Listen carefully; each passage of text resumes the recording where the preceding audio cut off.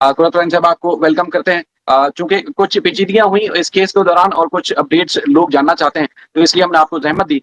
तो सबसे पहले तो आप बताइएगा कि गुलाम हैदर के वीज़े का प्रोसीजर इन्विटेशन पता चला कि मोहन मलिक साहब ने भेजा हुआ है, वो कहाँ तक पहुँचा और बच्चों की हवालगी के हवाले से केस को किस तरह फ़ॉलो अप लेके चल रहे हैं? देखिए, बच्चों की हवालगी के हवाले से तो हम डे फर्स्ट से कह रहे हैं कि बच्चे गुलाम हैदर के हैं और उनकी जुरिसडिक्शन इलीगली चेंज की गई और ह्यूमन ट्रैफिकिंग के ज़िम्मे में आती है जो चीज़।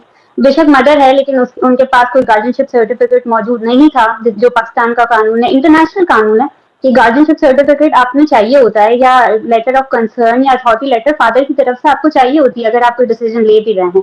तो सीमा हैदर के पास ऐसा कोई लेटर इन बच्चों के लिए मौजूद नहीं है, गार्जियन वो नहीं है, नेशनल गार्जियन भी जो है वो गुलाम हैदर है।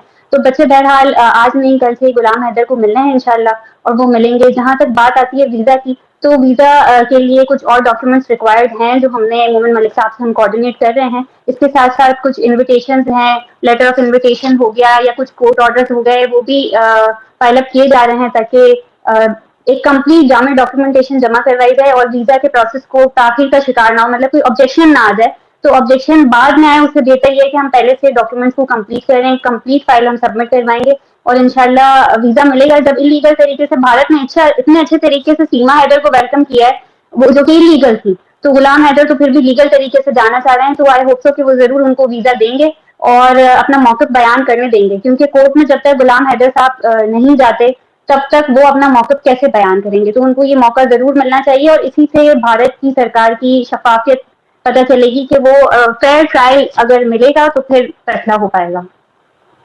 बिल्कुल, चूँकि आप लोग भेजते भी रहे हैं इस तरह के जो केसेस है, लोग वहाँ से बुलाते भी रहे हैं जो मुख्तलिफ केसेस में आते हैं, तो इस मामले में बड़ा एक्सपीरियंस है।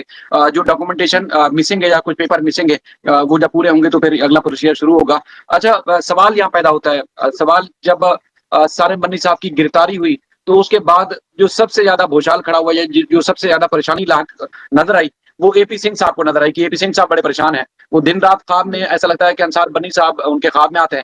सारिम बन्नी साहब को अंसार बन्नी साहब के साथ जोड़ के कई दफा प्रेस कॉन्फ्रेंस कर चुके हैं और गर्मी में खड़े होकर दीवार के साथ लग के भी प्रेस कॉन्फ्रेंस कर चुके हैं।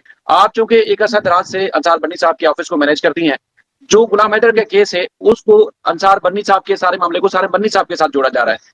सारिम बन्नी साहब का केस क्या है और अंसार बन्नी साहब का उनके साथ रिलेशन, और अंसार बन्नी साहब का, चूंकि आप ऑफिस चलाती हैं, उन सारे मामला को मैनेज करती हैं, उनका काम और उनकी टर्म एंड कंडीशन जो है वो क्या है, जो एपी सिंह के सवालात के बाद पैदा हुई है, उसके जवाब में आप क्या कहेंगे?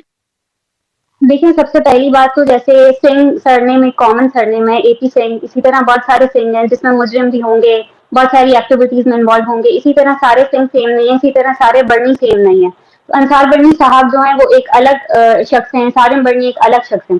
जहां तक बात आती है एपी सिंह की प्रेस कॉन्फ्रेंस की, तो वो बेचारे इतने बौखलाहट का शिकार हैं कि आप उनको नाम तो छोड़ ही दें, चले उन्होंने गलती कर दी, लेकिन वो तस्वीर भी नहीं पहचान पा रहे। KG2 का बच्चा भी गधे घोड़े में फर्क कर लेता है, लेकिन उन्हें तस्वीर से भी समझ नहीं आ रहा कि दो डिफरेंट लोगों की बात हो रही है। अंसार बनी साहब बहुत डिफरेंट पर्सनालिटी रखते हैं, उनकी बड़ी मूछें हैं, गोरे चिट्टे हैं, कहने को कहा जाता है अंग्रेज की तरह दिखते हैं।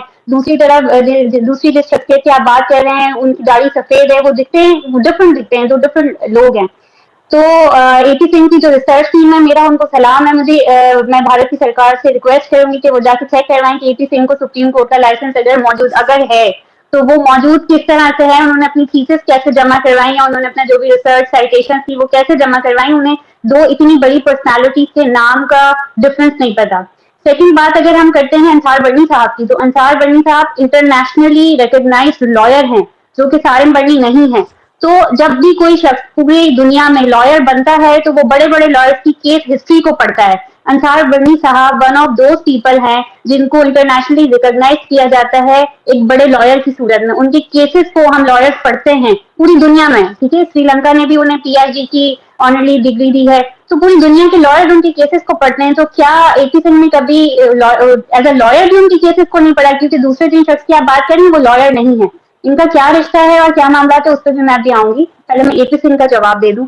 फिर बात आती है कि आप ठीक है छोड़ दें, हमने अगर लॉयर रिसर्च नहीं किया, तो आपके अपने मुल्क से जो MV स्विस का केस था उसमें इतने आपके मुल्क के लोग हम छुड़वा के लाए थे, भारत के लोगों को छुड़वाया था अंसार बर्नी साहब ने। उनके मीडिया पे पूरा दिन रात चलता रहा कि अंसार बर्नी जो है वो गॉड है, भगवान का दर्जा रखते हैं वहां पर, اور اس طرح کی نیوز چلتی رہی, تو کیا وہ اپنے نیوز چینل کو بھی فالو نہیں کرتے؟ ایم وی سوئس میں کافی بھارتیوں کو چھڑایا گیا, اس کے بعد گیتا کا ایک بہت پرومیننٹ کیس ہے.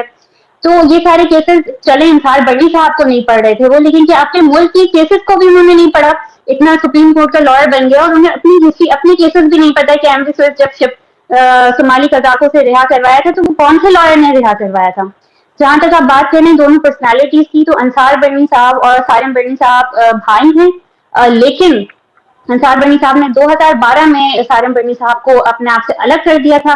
اب بات آتی ہے ایکٹیویٹیز کی, تو دیکھیں ایک عام انسان کے لیے میں سمجھا دوں سمپل ورڈز میں کہ آپ سب یہ دیکھیں کہ لائر کون ہے. انصار برنی صاحب لا کی ڈگری رکھتے ہیں, ان کے پاس لائسنس ہے لا کا, ٹھیک ہے. انصار برنی صاحب ہی فارمر فیڈرل منسٹر رہے ہیں ہیومن رائٹس کے پاکستان میں. انصار برنی صاحب بھی یونائٹڈ نیشن میں ایکسپرٹ ایڈوائزر رہے ہیں ہیومن رائٹس کے. تو اتنی ساری پوزیشن ایک بھائی ہولڈ کرتا ہے, دوسرا بھائی اس کو ٹیک اوور کر لیتا ہے اور جا کے کہتا ہے جی آج سے میں لائر ہوں. تو آپ کے پاس تو لائسنس کی ڈگری نہیں ہے, نہ لا کی ڈگری ہے, نہ لائسنس ہے, کچھ بھی نہیں ہے. آپ تو ہیومن رائٹس منسٹر نہیں رہے, آپ تو ایڈوائزر نہیں رہے. ایک لیگل ٹیم کس کے ساتھ ایسوسیٹ ہوتی ہے؟ لائرس کی ٹیم کس کی ٹیم تھی؟ انصار برنی صاحب کی یہ ٹیم ہوگی. ایک انسان جس کے پاس شاید صرف بیکام کی ڈگری ہے, آئی ڈونٹ نو وہ ہے بھی یا نہیں, اس انسان نے کیا کبھی کوئی پٹیشن فائل کی تھی؟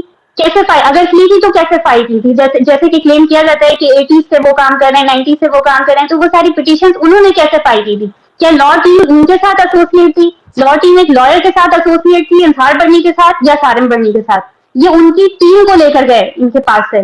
اس کے بعد اگر آپ دوسری چیز دیکھیں تو ہیومن رائٹس منسٹر کون تھے؟ جو ہیومن رائٹس منسٹر ہوگا وہی قیدیوں کو رہا کروا سکتا ہے, وہی ان کے کیسز کو آگے فارورڈ کر سکتا ہے. آپ کے پاس سارم برنی کے پاس وہ پوزیشن ہی نہیں تھی کبھی بھی. پھر بات کرتے ہیں آپ جو اب کیسز چل رہے ہیں. 2012 میں انصار برنی صاحب نے, ان کے سوشل میڈیا پہ موجود ہے کہ ان کو ان کی تمام چیزوں سے ہٹا دیا تھا, وہ ان کے ساتھ ایسوسیٹ نہیں تھے. 2012 سے انصار برنی نے کھلا اعلان کر دیا تھا کہ میں ان کی ایکٹیویٹیز کی وجہ سے ان کے ساتھ ایسوسیٹ نہیں ہوں. ہمیں یہاں پر انصار برنی صاحب کو اپریشیٹ کرنا چاہیے کہ چاہے بھائی تھا, چاہے گھر کا کوئی بندہ تھا, چاہے باہر کا کوئی بندہ تھا, انصار برنی صاحب نے ڈفرینشیٹ نہیں کیا. انہوں نے ویسے ہی اسٹینڈ لیا جیسے وہ ظلم کے خلاف اسٹینڈ لیتے ہیں. انہوں نے اپنے بھائی کو میڈیا پہ آ کے غلط کہا, چلا کے غلط کہا اور ان کو خود سے الگ کر دیا. اس کے بعد انصار برنی صاحب اپنا ٹرسٹ کنٹینیو کرتے رہے جہاں پر وہ لیگل ایڈ پرووائڈ کرتے ہیں, کیونکہ خود لائر ہیں, ان کی یو کے میں بھی لا فارم ہے, ان کے بچے اس کو رن کر رہے ہیں. تو کیونکہ وہ خود لائر ہیں تو وہ اس چیز کی اتھارٹی رکھتے ہیں کہ وہ ایک لا فارم رن کر سکتے ہیں یا کوئی لا سے ریلیونٹ این جی او رن کر سکتے ہیں.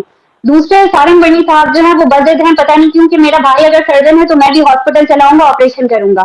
تو اسی وجہ سے انہوں نے برنی نام کیش کیا اور انہوں نے ایک این جی او کھولا. یہاں اب سوال اٹھتا ہے ہمارے اداروں پہ کہ کھلے عام مارننگ شوز میں بیٹھ کے یا ٹی وی پہ بیٹھ کے یہ سب کچھ ہوتا رہا, جہاں بھی ہوتا رہا میڈیا پہ, یہاں بھی سوشل میڈیا پہ کمنٹ کر دیا جائے اور آپ کی مرضی کے خلاف ہوتا ہے تو آپ جو ہے وہ پوچھ تاچھ کرنے کا حق رکھتے ہیں. تو یہ جب سب چیزیں ٹی وی پہ آن ایئر چل رہی تھی تب آپ کہاں سو رہے تھے؟ انصار برنی چلاتا رہا. اگر آپ اس کے سوشل میڈیا پیج پہ جا کے دیکھیں تو 12 ایسی ویڈیو ملے گی جہاں انہوں نے ذکر کیا, اور ہم ایک این جی او کا ذکر نہیں کر رہے, کراچی یا پورے پاکستان میں ایسے جہاں جو این جی اوز یا جو بھی ایسے لوگ موجود ہیں جو اچھے کام کی آڑ میں برے کام کر رہے ہیں, انصار برنی ان کے خلاف آواز اٹھاتا رہا ہے.